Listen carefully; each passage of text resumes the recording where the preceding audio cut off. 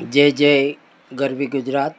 આજ 28 એપ્રિલ 2026।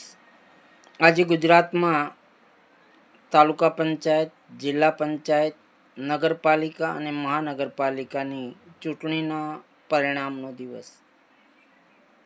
ચૂંટણી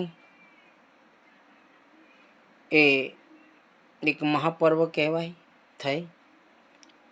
આજે એમનું પરિણામ કોઈ પણ વર્ગમાં અથવા સ્કૂલમાં ભણતા દરેક બાળક પ્રથમ નંબર ન આવી શકે અથવા ભણતા દરેક બાળક પાસ પણ ન થાય।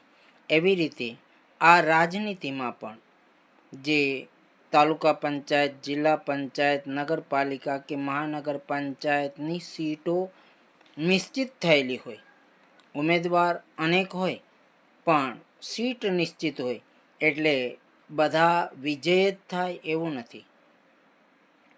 જેમાં જે મતી અનુસાર કોઈ પાર્ટી લેવલે, કોઈ પોતાના લેવલે ભરચક પ્રયાસો કર્યા હશે, લોકોના કામ કર્યા હશે, લોકોમાં ચાહના હશે, લોકોને આશા અપેક્ષાઓ હશે।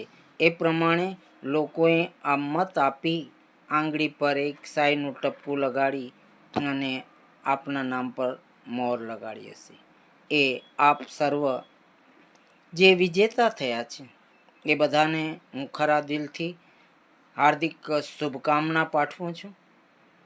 સાથે સાથે એક સલાહ પણ આપું છું કે જે જીતા છે એ કોઈ અહંકાર ન કરે, ઉન્માદ ન કરે। કારણ કે જીતા છો એટલે તમારી જવાબદારી 5 વર્ષની વધી છે। 5 વર્ષ સુધી જનતા જનાર્દનની સમસ્યા એ તમારી સમસ્યા, જનતા જનાર્દનની સેવા કરવી એ તમારું પરમ કર્તવ્ય છે। માટે તમને જીતી અને કોઈ ઉન્માદ, અહંકાર, ઘમંડ નહીં, પરંતુ નમ્રતા વધે। જેમ ફળ ઝાડ પર ફળ આવે અને ઝાડ ઝૂકે એવી રીતના તમારે પણ જનતાની સેવા કરવી। સાથે સાથે જે લોકોને પોતાનું ધાર્યું પરિણામ નથી આવ્યું એટલે અસફળ રહ્યા એવા દરેક સભ્યો જેણે મહેનત કરી છે, ફળ નથી મળ્યું, તો એણે આવનારા 5 વર્ષ સુધી જનતાની વચ્ચે રહી, જનતાના કાર્યો કરે, જનતાને યોગ્ય મદદ પૂરી પાડે અને જનતામાં પોતાનો વિશ્વાસ કેળવે। આ બધા કાર્યોમાં આપણે ગુજરાતમાં ઘણું બધું કરવાનું, ઘણું બધું થયું છે, ઘણું બધું થાય છે અને ઘણું બધું